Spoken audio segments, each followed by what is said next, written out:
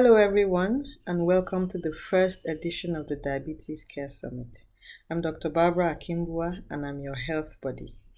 This summit is for you if you've been diabetic for a while and you've been struggling with keeping your blood sugar controlled, either because you have problems knowing what to eat, when to eat, how to eat, what else you need to do to keep healthy, or you do know these things, but it's difficult to be motivated.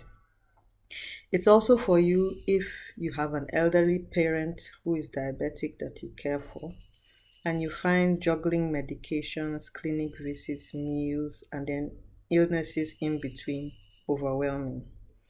Or you're a beautiful married woman and all you would love to have is a normal pregnancy and delivery.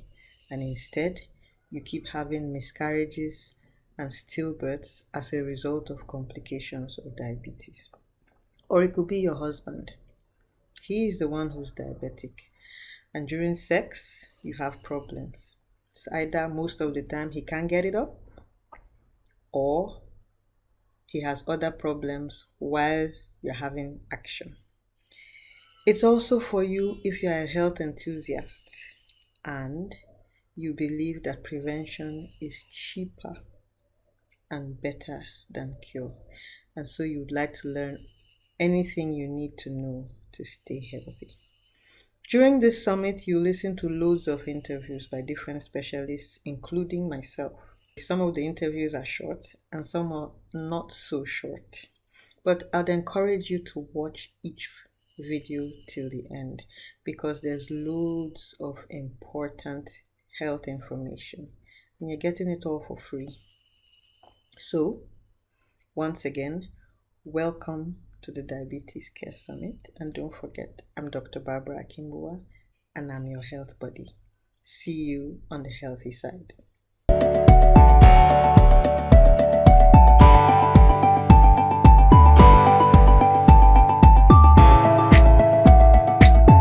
Today we'll be talking about why doctors cut off patients' legs when they have to go to the hospital. And that's a very popular opinion. As a doctor, I know that that's not what doctors think about that. And that's why I would like to discuss this with a colleague of mine. I'll allow him to introduce himself and tell you what he does. All right. Good day, everyone. My name is Michael Ode. I am a consultant orthopedic surgeon at the Jos University Teaching Hospital. I'm an associate professor at the University of Jos. Congratulations. I didn't know you were associate professor yet.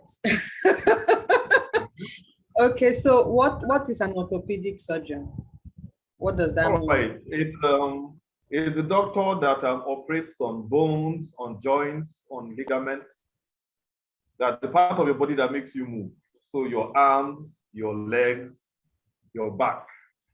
So that's what we do. We work on the bones, we work on the ligaments, tendons, the part of your body that makes you move. So that is essentially what an orthopedic surgeon is. The doctor that looks after those things. So a doctor that treats the parts of the body that makes us move. Any part. Exactly. Okay. Beautiful. So you're like the doctor version of the bone setter. No, we are not. You are not. Okay. All right. There's a difference.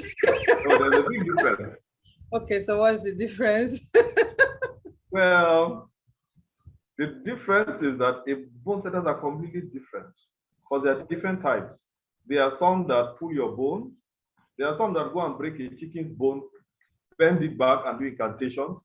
So there are all sorts. So we are not a doctor version of those at all. So and there are many different types of bone setters. So we treat bones in a healthy, in a safe, and in an organized manner.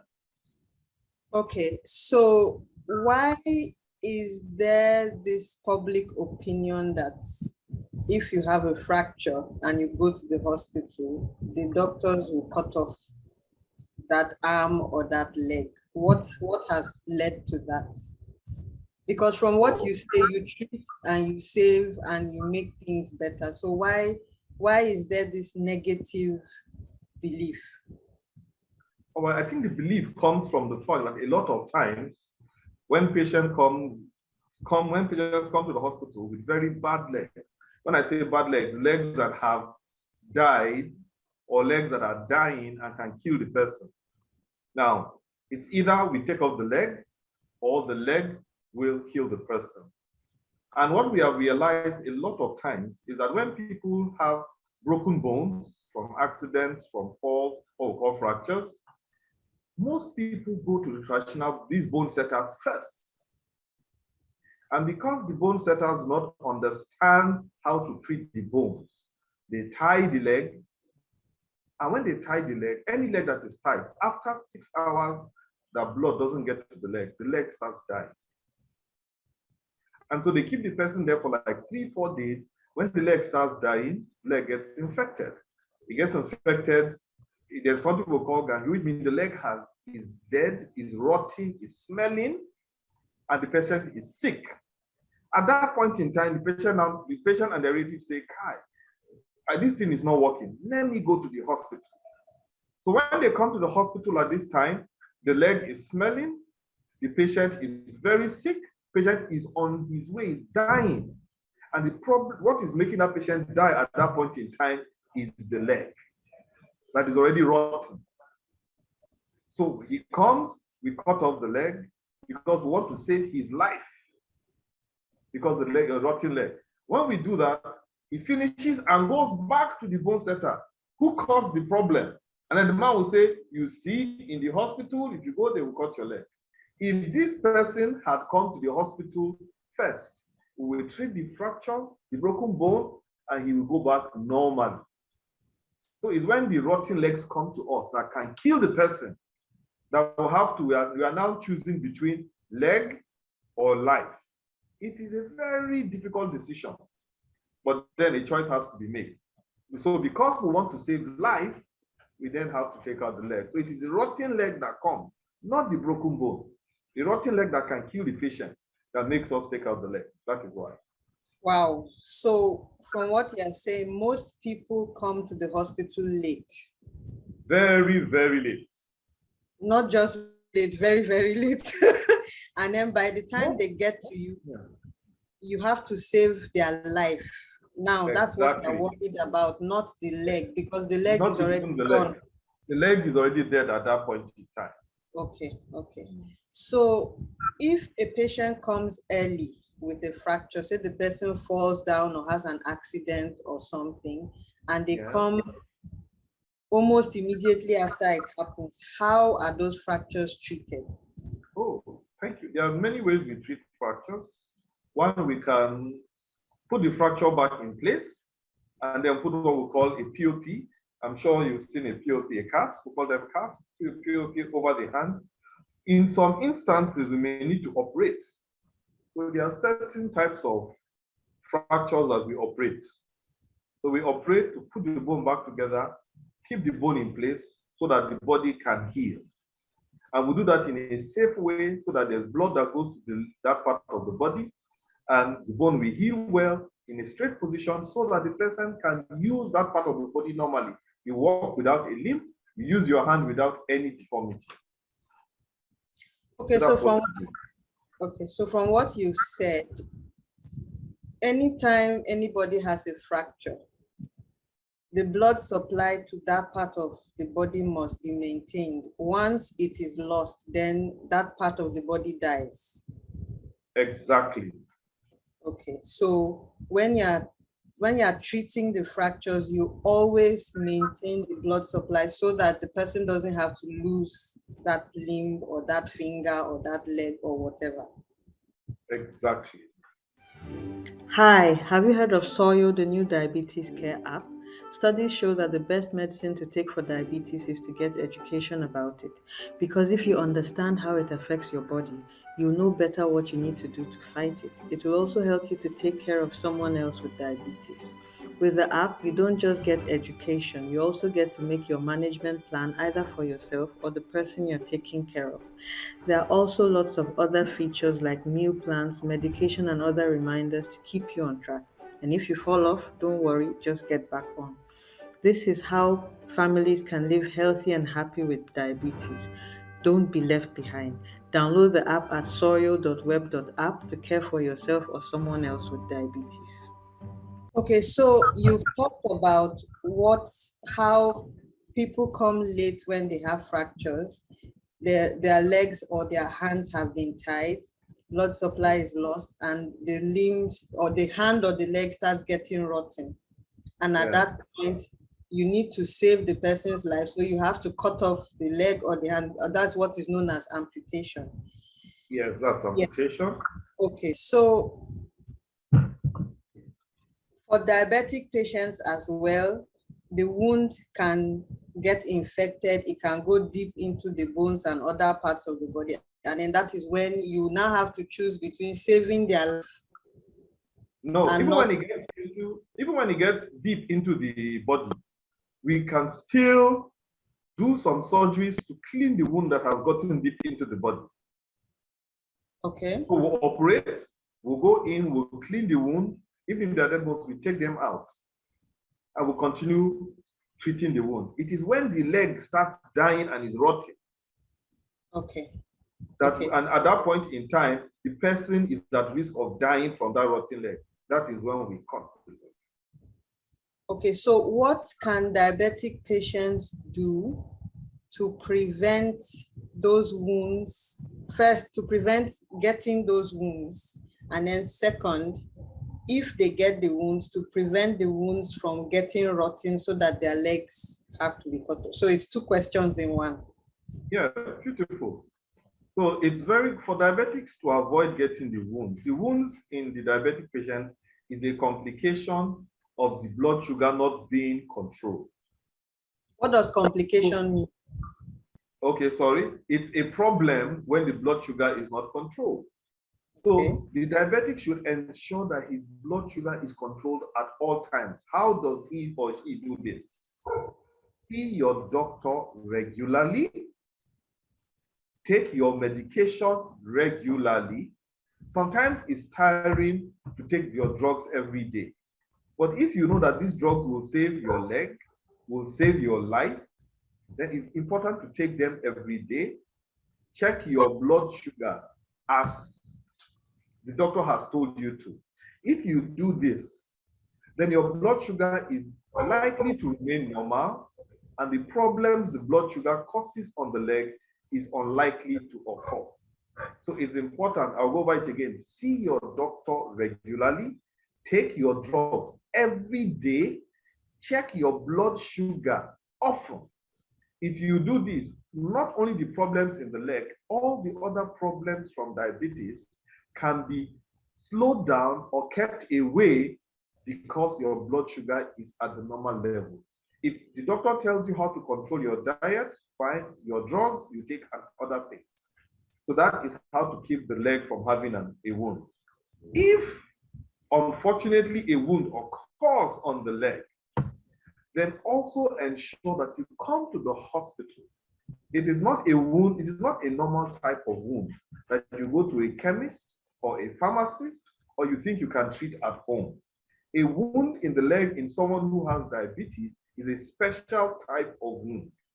So it's a wound that must be treated in a hospital, must be looked at in a hospital, and sometimes we may need to operate even on that wound to ensure it gets healed. Once a wound develops and you have diabetes, make sure you go to a hospital immediately. Great. Wow. So everything falls back to blood sugar control. Everything follows back. Yeah, everything falls back to blood sugar. Once you get the blood sugar control right, then you prevent a lot of other things. Okay, Yeah. so how can diabetic patients and their family members make it easy for you and other orthopedic surgeons to give them the best care possible? All right. Now, diabetic patients come to us only when there is a problem in their legs. So before they come to us, they and their family should ensure they see the doctor who looks after their blood sugar. They see him regularly, follow his instructions. His instructions may involve modifying their food, may involve drugs, may involve exercise or other things he may tell them. If they do what that doctor tells them to, who controls blood sugar, then very few, if any, will need to come to see us, the orthopedic surgeons. Great. So they should follow everything the doctor controlling their blood sugar tells them. Exactly. Okay. And then if they need to see you, they should still continue with whatever it is that that doctor has told them, because they still need to keep their blood sugar controlled. Oh, yes. Even when they come to us because of the wound in the leg, we don't treat them alone. We still treat them together with the doctor they were seeing originally, to ensure that even while we are treating them, the blood sugar is normal. And if we treat them and the wound is successful, the wound gets healed, they go back and continue seeing the doctor who was treating the blood sugar. Because the wound getting healed does not mean the blood sugar has disappeared. The problem may still be there. And it's important to tell them that once you have diabetes, the doctor you see for your blood sugar, you will see him for the rest of your life. It's not a doctor you will see after 1 year you stop. You see him and continue following his appointment, just like you breathe every day to stay alive. You need to see that doctor to stay alive and healthy. So that doctor, you become friends for life with that doctor. Oh, you should go for his daughter's weddings. And all the other things, because he must keep him very close to you. Keep him very close to you. Him or her very close to you. That's good. So is there any other thing you would like to tell anyone who is diabetic, or a family member who takes care of someone who is diabetic? That's our last question, by the way. All right. I want to, first of all, applaud and congratulate all family members who are looking after diabetic patients, because it's a difficult task, but it's not an impossible task. It's something that requires patience. It's something that requires understanding, because the patient who is diabetic is going to be tired. Imagine having not to eat the food you want to eat every day, or having to take drugs every day, or having to go and see a doctor every month or every 2 months. It's a tiring process. And sometimes the people you are looking after can become stubborn, can become angry, can become fed up, and will tell you, I don't want to take these drugs, I want to eat what I want to eat, and all that. But if you're patient with them, knowing that they're also dealing with some challenge, then you will understand, I need you to be patient, I need you to be understanding. And now more as opposed to before, the food restriction is not as bad as before. Yeah. There's a lot of education. And you can support them by also eating with them. Because if you serve them a different meal, serve yourself a different meal, they feel awkward that they are losing something. But if the same meal is served to everybody, then they feel, okay, I'm living like everybody else. So that helps them on the one hand. Their drugs, you can also have reminders. Come and check, give them their drugs and all that. And then also accompany them. Someone going alone to see the doctor every time feels abandoned. But if he has company, he has support and all that, he feels, okay, we are doing this together. And so he's encouraged, he doesn't get as tired as before. So I want to encourage you to continue in this regard and applaud you for the good work you are doing. All those looking after diabetic patients. So thank you so much, Dr. Michael. You've heard it all. Taking care of diabetes is possible. It's not impossible. It could be difficult, but it's not impossible. And if we all put hands together, we can make a success out of it. So thank you once more for your time, and have a good day.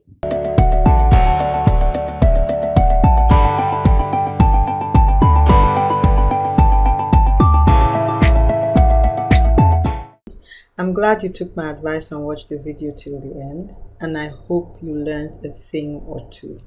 So don't forget, Watch the next videos because there's still lots of information that will be really beneficial to you. Don't forget soil.web.app.